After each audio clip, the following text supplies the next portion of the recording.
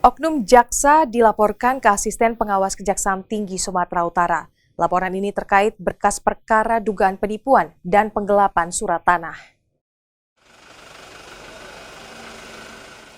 Pelapor Santi Bulung Simajuntak, warga Medan Helvetia didampingi kuasa hukumnya, mendatangi kantor Kejaksaan Tinggi Sumatera Utara guna melaporkan oknum jaksa inisial IH dan rekan kerjanya terkait dengan dugaan tindak objektifnya jaksa.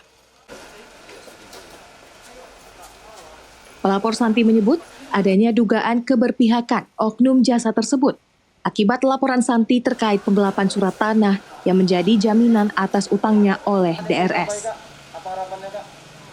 Laporan tersebut sudah diterima oleh penyidik Polda Sumatera Utara dan menetapkan DRS menjadi tersangka.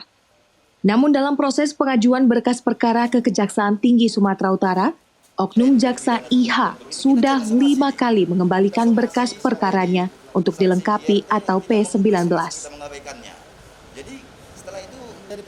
Kuasa hukum pelapor, Bornok Simajuntak mengatakan, alasan jaksa mengembalikan berkas ke penyidik Polda Sumatera Utara karena ada surat pernyataan yang berisikan bahwa Santi Bulung tidak keberatan surat tanahnya digadaikan oleh DRS.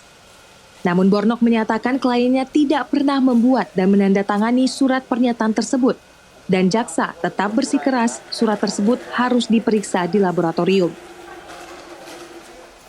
Kuasa hukum pelapor menilai adanya 2 alat bukti berupa keterangan 2 saksi yang menyatakan tidak adanya izin yang diberikan kepada DRS untuk menggadaikan surat tanah tersebut, sudah memenuhi syarat agar perkara ini dilanjutkan ke pengadilan. Bornok Simajuntak meyakini tujuan jaksa untuk melakukan pemeriksaan laboratorium terhadap surat pernyataan tersebut hanya alasan agar perkara tidak dilimpahkan ke pengadilan. Ini alasan utama sehingga timnya beserta kliennya melaporkan oknum jaksa IH. Sebenarnya sudah 2 cukup bukti dan tersangka juga sudah mengakui pada penyidik bahwa itu memang digadaikan dia kepada si saksi IRT tadi, dan saksi IRT tadi juga mengakuinya.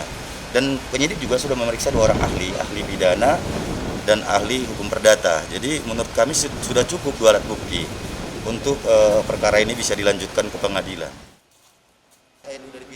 Kasus ini bermula pada tahun 2014, di mana Santi Bulung Simajuntak meminjam uang kepada DRS sebesar 320 juta dengan jaminan 2 surat tanah. Namun karena tidak sanggup bayar, DRS melaporkan Santi ke Polrestabes Medan dengan kasus penipuan. Dinyatakan terbukti bersalah, Santi divonis 1 tahun 10 bulan penjara. Selesai menjalani hukumannya, Santi kembali melaporkan balik DRS ke Polda Sumatera Utara dengan tuduhan penipuan dan penggelapan 2 surat tanah. Tim Liputan Kompas TV Medan, Sumatera Utara.